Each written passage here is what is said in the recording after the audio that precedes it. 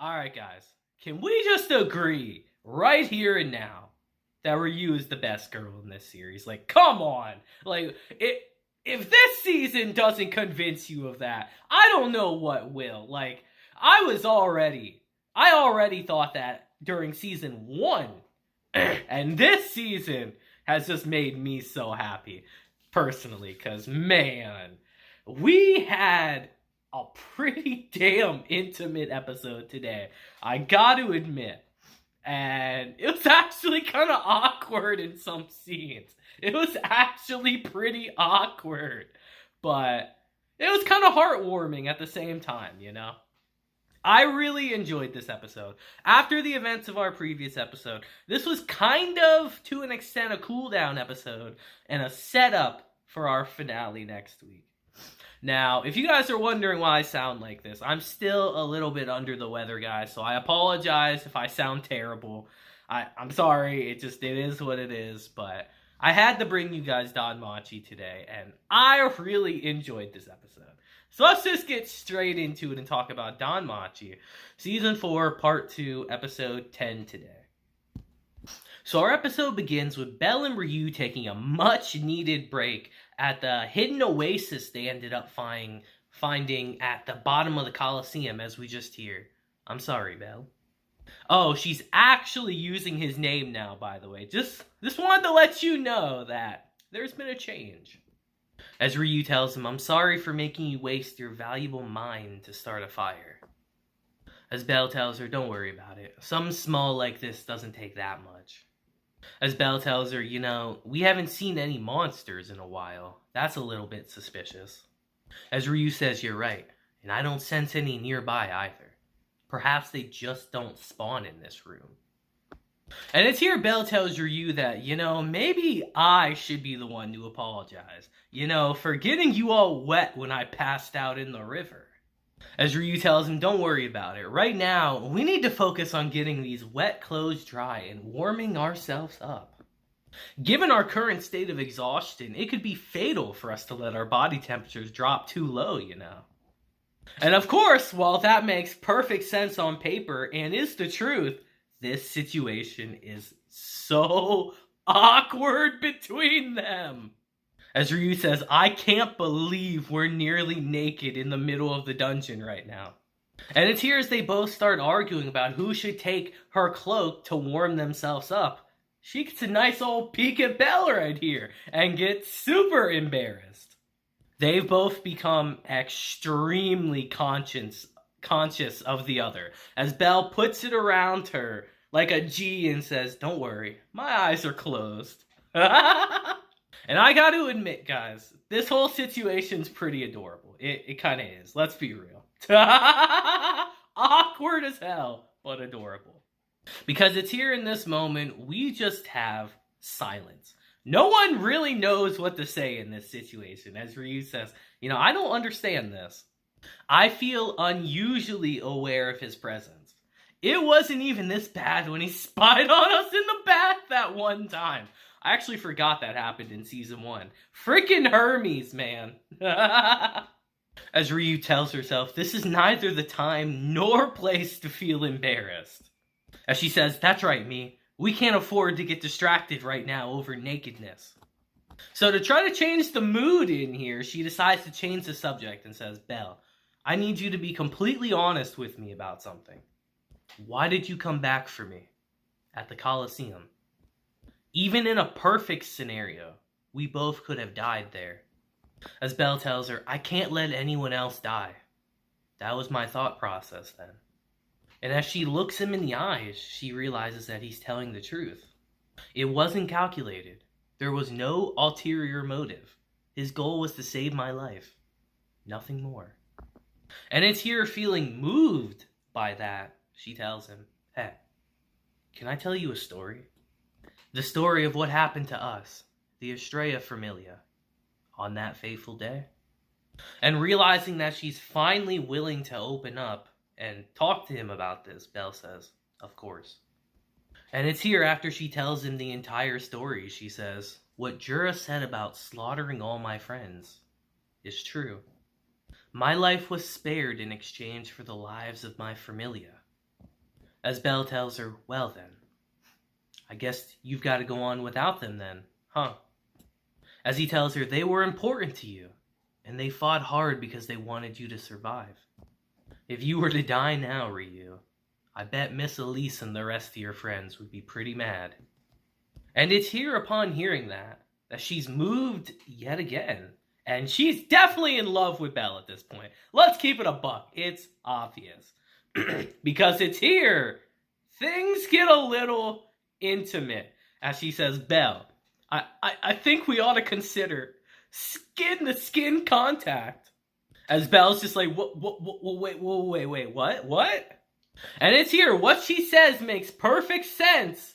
What just sounds like an excuse if you're asking me. As she says, well, our current method is proving to be ineffective after all. So if you really want the both of us to make it home, then we need to increase our body heat by huddling close together. As Bell's losing his freaking mind here. As she grabs his hand and says, now's not the time to be shy, damn it. Embrace me, you motherfucker. She says, hurry before it's too late, and we freeze to death. But it's here we see Bell trying to make some excuses as he says, but you're an elf. I couldn't possibly do that. And she says, please, if it's an emergency, us elves would do anything. I'd even hug a dwarf. As Bell's just like, wait, really? She tells him, maybe, probably. But it's here she tells him, you gotta promise me not to have any indecent thoughts, though. Because if you do, I might accidentally slap the shit out of you. And this scene is so unbelievably awkward and embarrassing, but it's adorable at the same time. And it's here all of a sudden, we just hear Bell start laughing. As he says, man, you haven't changed a bit, have you, Ryu? As Bell says, alright, fine. How should we do this? You know, hugging each other might be kind of awkward since we're not wearing any clothes.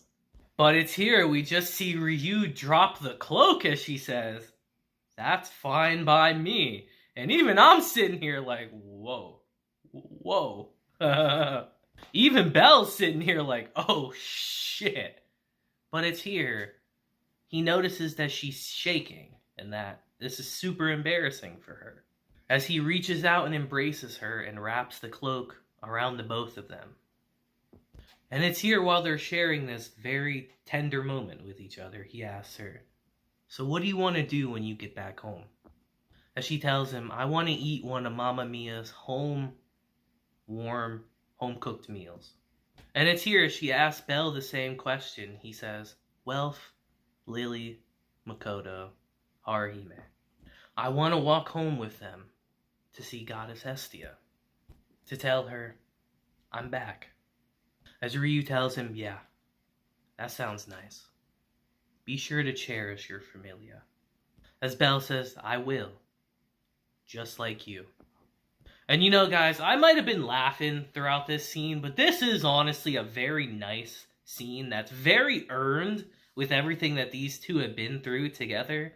That I know I'm laughing, but it's one of the rare moments of happiness that's come from this dungeon exploration. And I really like this scene a lot. And it's here as we transition to the next scene and we see that they're preparing to leave. Bell asks her, how's your leg? As she tells him, well, the bones are slightly misaligned, but at the very least, I should be able to walk on my own. And as Ryu asks Bell how he's doing, he says, I'm doing good. I've gotten most of my strength back at the very least. And it's here we start getting a bit more serious as she tells him, you know, in all likelihood, this is the only oasis on the 37th floor. If we wanted to, we could stay here and rest for as long as we like. But there's no food supply here. And also, I've done everything in my power to try to mend your left arm. But you won't be making a full recovery until we reach the surface. The dungeon doesn't allow those who choose to languish in its depths to return home alive. As she tells him, whenever you're ready, we should get going again.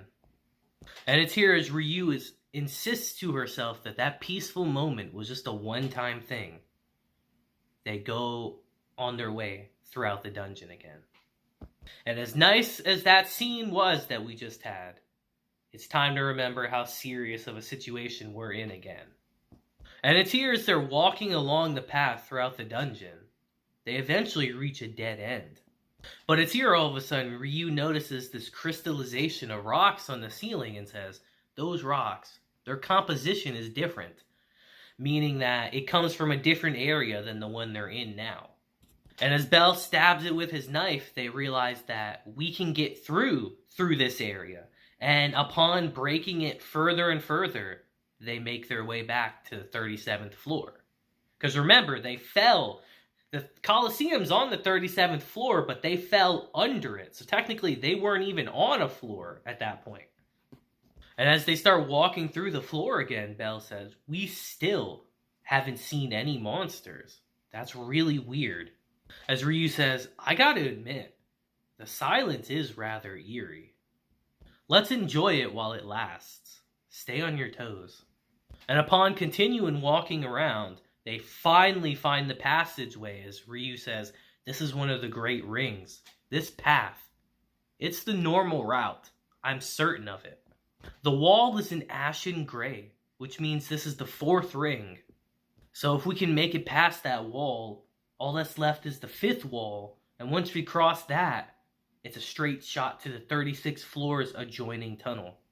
And it's here Bell starts thinking to himself, finally, luck is on our side.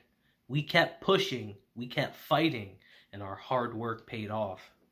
We can make it home, and we will, to the surface, to all our friends. Both me and Ryu.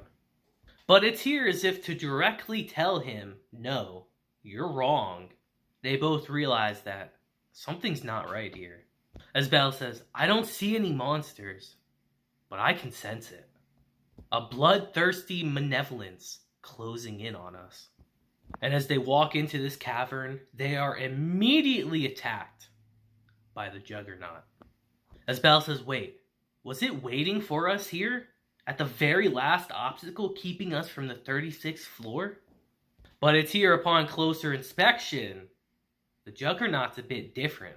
As we see its arms back and Bell says, wait, I'm positive I sliced it off last time. And it's here as we get a good look at it, we realize that it ate other monsters to reform its body. It looks hideous now. And as they start fighting, Bell realizes just that as he says, it ate a bunch of different monsters and fused them with its body. And as they continue fighting, Bell realizes that, wait, it's slower than before. I can actually follow its movements now. But, things are never really as simple as they seem, are they? As all of a sudden, the Juggernaut starts shooting spikes from its body and Bell realizes that, wait, it can attack like a skull sheep too? It's compensating for its slower speed with its newer abilities. Meaning that on top of growing its body back, it gained the abilities of all these other monsters too. This thing is horrifying. And it's here we see that Ryu is frozen in fear. As she says, disaster personified. A nightmare come to life. But I can't give up. I don't want to lose him. Anyone but Bell. As she actually saves Bell from some of the spikes. But it's here, as they start running, Bell ends up pushing her out the way, and he ends up getting impaled by some spikes. And as blood is pouring out of him, he uses Fireball on himself to cauterize the wound, and that's gotta hurt like hell. If you guys don't know, cauterizing a wound is, you're kind of like burning it closed. So he literally used his fire to close the gushing wound so the blood would stop. It's excruciatingly painful. As we see, he actually passes out from the pain. And it's here as we see Ryu drag them into a crack in the wall to get away. We see that the Juggernaut is desperately trying to get them. It holds a serious grudge against them. But it's here we see that this crevice they're in has even more monsters in it as well. As Ryu says, shit, this is the only choice we've got. And it's here we see the Juggernaut shooting spikes through the walls to try to get them as it takes out the monsters, and they just barely avoid getting impaled. As she says, we're out of its range. And it's here we see the Juggernaut is furious that it can't get them, but it decides to go away for right now. And as Ryu looks at Bell, he's in really bad shape right now, as she uses what little healing magic she has left to try to heal the wound on his side. And it's here the reality of the situation starts bearing down on her as she says, it's too late. We're done for. Bell and I have both lost too much blood. We may have survived for this long, but it's all over now. She's essentially given up right here. And it's here as we see Bell regain consciousness. He asks where the Juggernaut is, as Ryu tells him it's gone. It left us alone for right now. As she says, so you don't need to worry anymore, Bell. Just relax. As Bell says, so we can go home now, right? The both of us? Back to Seer and the others. And with tears in her eyes and all her hope officially gone, Ryu says, that's right. We're going home, Bell. Trying to say anything to comfort him in this moment. As she says, Bell, can you hold me one last time? As Bell does just that and embraces her.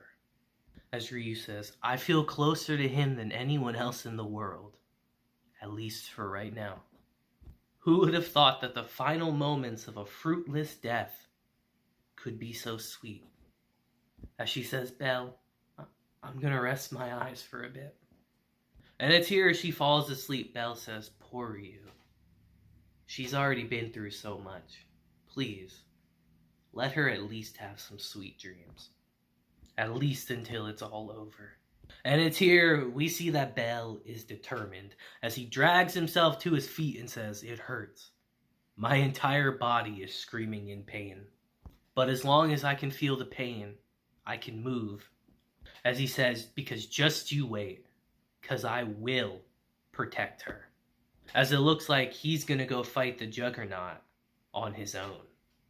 And with that, our episode ends. And man, guys, what an episode for me to have to do while I'm not feeling that well. I gotta be honest, like, god damn it.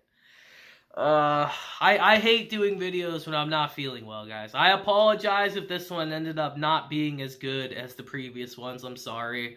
I really wanted to get this out for you guys today. I didn't want to make you wait. Because I don't know if I'm going to be better by tomorrow or anything. So I'm sorry. But I really liked this episode. I thought this was a really well done episode. Very, very sweet episode, actually. A very, very, very touching episode, honestly. Really showing that these two have become so close with each other and that they really do mean a lot.